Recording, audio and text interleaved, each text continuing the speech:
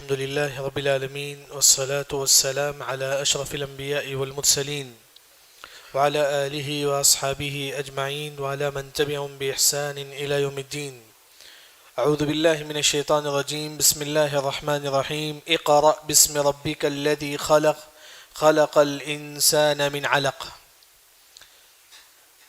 انشاءاللہ آج ہماری تفسیر ہوگی سورۃ العلق. انشاءاللہ ہم علق کا معنی جو ہے نا معلوم کریں گے. سب سے پہلے قرآن میں سب سے پہلی سورت جو نازل ہوئی وہ ہے سورۃ العلق. اس کی 5 آیت ہیں. سورۃ علق کی شروع کی 5 آیتیں سب سے پہلی نازل ہوئی. کیسا؟ ہمارے نبی غار حرا میں بیٹھے ہوئے تھے. جبرائیل علیہ السلام آئے، آ کر کہتے ہیں کہ اقرأ، اے محمد پڑھو. آپ سسم کہتی کہ ما انا بقاری، مجھے پڑھنے نہیں آتا ہے. پھر جبرائیل علیہ السلام نے فرمایا کہ اقرأ، پڑھو. آپ سسم نے فرمایا کہ نہیں، مجھے پڑھنے نہیں آتا ہے. پھر سختی سے دبا کر بولتی ہیں آپ جبرائیل علیہ السلام، اے محمد تم پڑھو. اس کے بعد جبرائیل علیہ السلام جو نا 5 آیتیں ہمارے نبی کو سناتی ہیں. اقرأ بسم ربک الذی خلق خلق الانسان من علق اقرأ وربک الاکرم الذی علم بالقلم علم الانسان ما لم يعلم. یہ 5 آیتیں جبرائیل علیہ السلام سب سے پہلے ہمارے نبی کو جو نا سناتے ہیں. دیکھیے، جیسا کہ اس سے پہلے جو سورت میں اللہ نے فرمایا کہ لقد خلقنا الانسان فی احسن تقویم، ہم نے انسانوں کو اچھی طریقے سے پیدا کیا. ہم نے انسانوں کو پیدا کیا. کس میں ذکر ہے؟ سورہ 3 میں، اس سے پہلے والی سورت میں. سورہ علق میں اللہ نے فرمایا کہ اقرأ، تم پڑھو. اللہ نے ہم کو کیوں پیدا کیا؟ تاکہ ہم دین کا علم حاصل کریں. اسی وجہ سے اس سے پہلے والی سورت میں اللہ نے ہماری تخلیق کا ذکر کرتی ہیں. اس کے فوری اللہ تعالیٰ فرماتی کہ تم کیا کرو؟ علم حاصل کرو. اقرأ، جیسا کہ اللہ نے فرمایا کہ وما خلقت الجن والانس الا لیوحدون ای لیعبدون، یعنی کہ اللہ نے ہم کو کیوں پیدا کیا؟ تاکہ ہم توحید کا علم حاصل کریں. وہی جو ہے نا اللہ یہاں فرماتی ہے کہ اقرأ، پہلی وحی کا پہلا کلمہ اقرأ، پڑھو. خاص طور پر دین کا علم حاصل کرو. کب سے کب تک دین کا علم حاصل کریں گے؟ اطلب العلم من المہد الى اللحد، ماں کے گود سے قبر کے گود تک دین کا علم حاصل کرنا ہے. ہمیشہ ہمیشہ دین کا علم حاصل کریں. اقرأ، پڑھو بسم ربک، اللہ کے نام سے، الذی، جس نے، خلق، جس نے آپ کو پیدا کیا. اللہ نے کہا کہ پڑھو جس نے آپ کو پیدا کیا، اس کے نام سے. اقرأ کا معنی، اصل جو معنی ہے، امام مالک رحمہ اللہ فرماتی ہیں کہ زبان کو حرکت دینا ہے. آج کل لوگ قرآن پڑھتی ہیں، صرف زبان کو حرکت بھی نہیں دیتے، صرف دل میں پڑھ لیتی ہیں. یہ اس پہ ثواب نہیں ملے گا.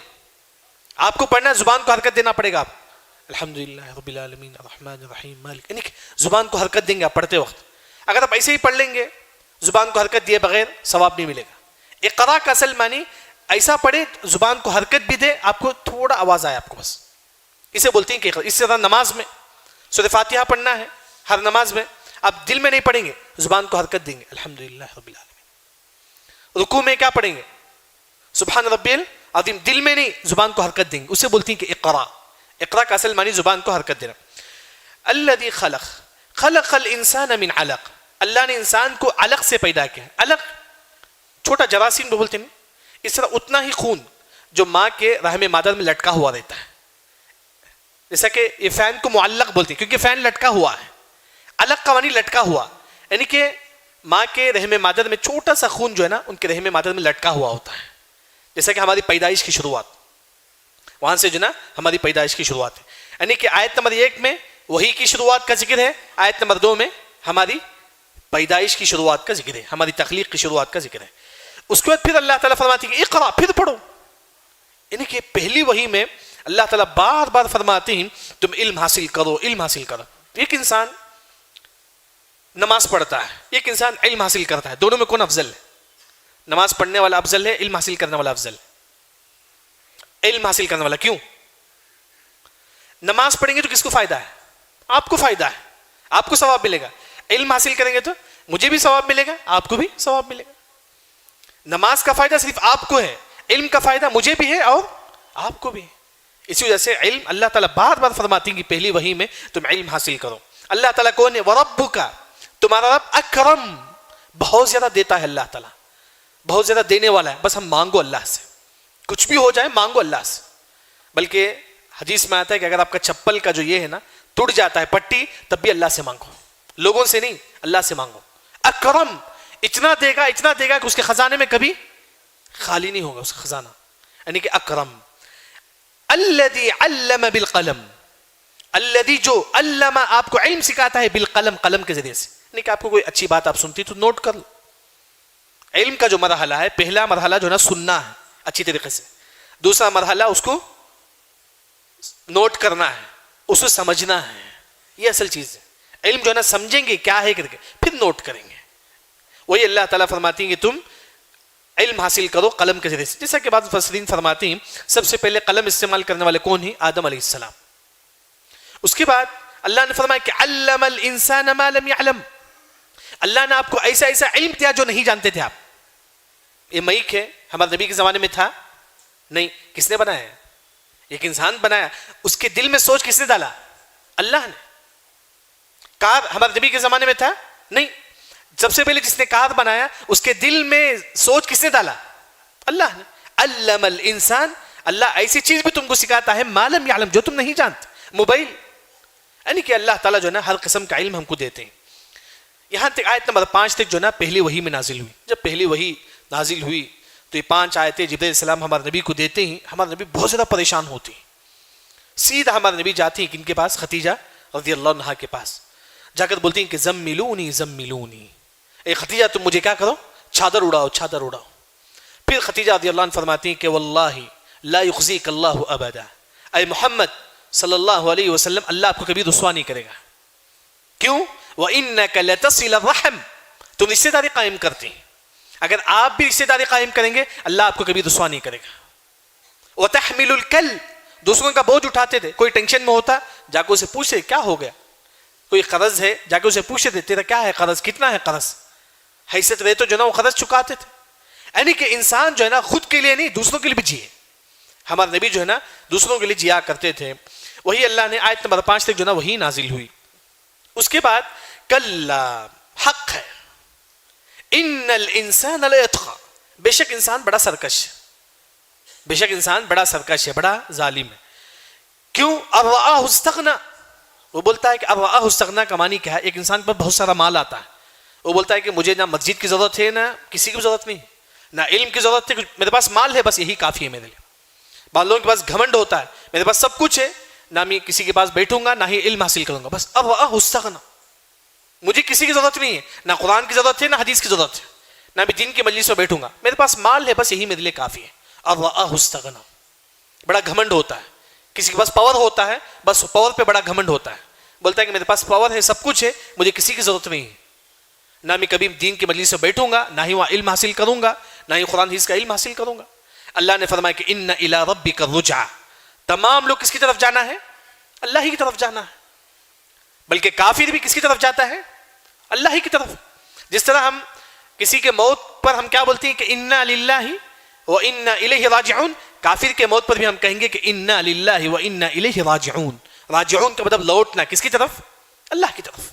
ایک کافر، یہ مسلمان تمام کہاں جاتے ہیں؟ اللہ ہی کے پاس جاتے ہیں. پھر اس کے بعد اللہ تعالیٰ ابو جہل کا قصہ ذکر کرتے ہیں. یہ ابو جہل، ہمارے نبی جب کعبۃ اللہ کے پاس کھڑے ہو کے نماز پڑھتے تھے ابو جہل ہمارے نبی کو ستاتا تھا. ایک مرتبہ ابو جہل نے قسم کھائی اگر محمد صلی اللہ علیہ وسلم کعبہ کے پاس کھڑے ہو کر اگر وہ نماز پڑھے میں ان کا گردن دبا دوں گا. اس نے کہا کہ میں اللہ کی قسم، ابو جہل کہتا ہے کہ میں قسم سے اگر محمد کعبہ کے پاس کھڑے ہو کر اگر نماز پڑھیں گے میں ان کا گردن دبا دوں گا، ان کا گردن چکل دوں گا صلی اللہ علیہ وسلم.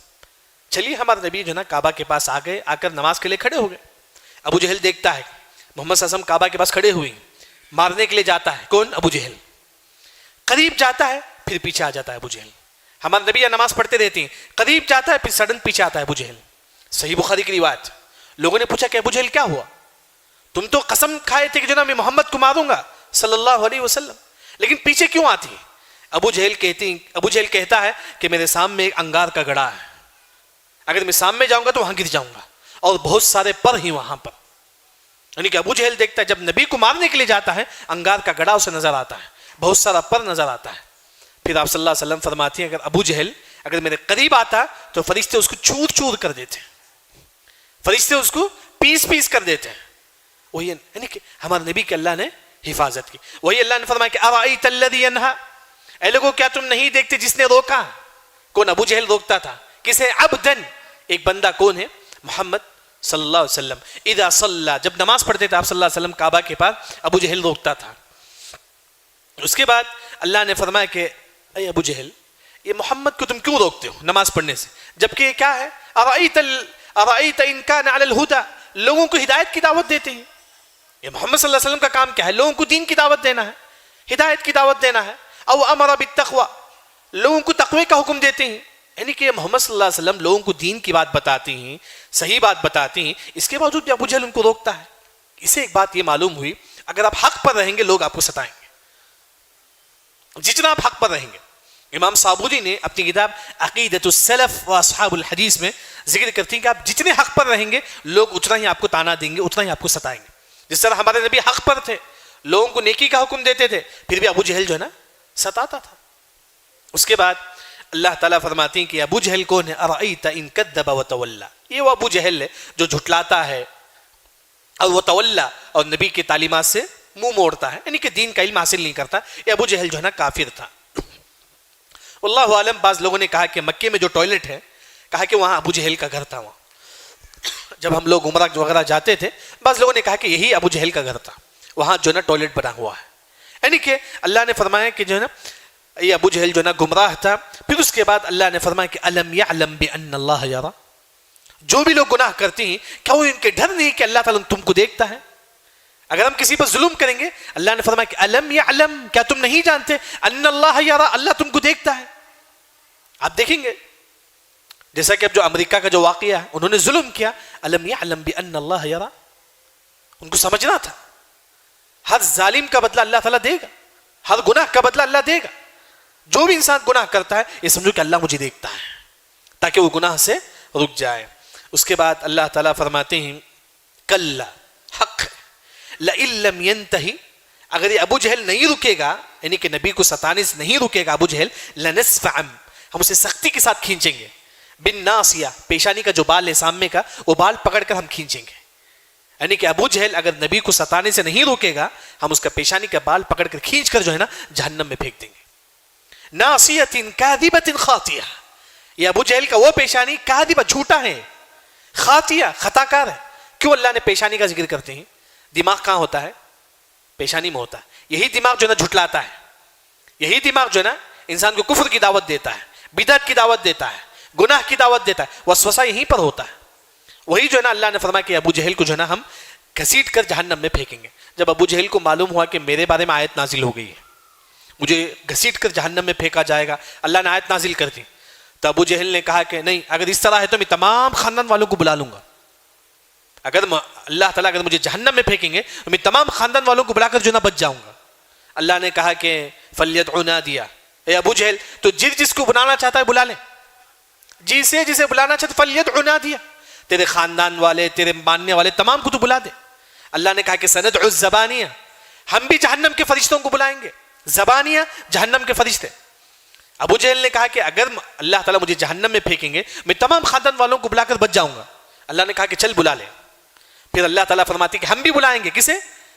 جہنم کے فرشتے. زبانیہ، ایسے سخت فرشتے ان کے دل میں رتی برابر بھی رحم نہیں، رتی برابر بھی رحم نہیں. بلکہ بعض مفسرین نے فرمایا کہ ان کی اتنے طاقتور ہوں گے، صرف ایک مرتبہ جب ڈھک لیں گے تو 70,000 کافر جہنم میں گر جائیں گے. غلاظ شداد، یعنی کہ بہت سخت ہوں گے وہ فرشتے. اللہ نے فرمایا کہ ابو جہل جو جس کو بلانا چاہے بلا لے، میں جہنم کے فرشتوں کو بلاؤں گا. یعنی کہ اللہ تعالیٰ ابو جہل کو جہنم میں داخلہ دے گا. اس کے بعد جو آخری آیت ہے اس میں سجدے کا ذکر ہے. معلوم ہے کہ سجدے والی آیت پر سجدہ کرنا چاہیے، سجدہ کر بھی سکتے ہیں، نہیں بھی ہے، لیکن افضل ہے کہ ہم لوگ سجدہ کریں گے. اگر جن لوگوں کا وضو ٹوٹ گیا ہے وہ بھی سجدہ کرنا جائز ہے، بغیر وضو کے بھی سجدے تلاوت کرنا جائز ہے. اس کی دلیل صحیح بخاری کی روایت ہے، عبداللہ بن عمر رضی اللہ عنہ ایک مرتبہ بغیر وضو کے سجدہ تلاوت کرتے ہیں، یعنی کہ سجدے تلاوت کرے. کلا لا تطعه واسجد واقترب.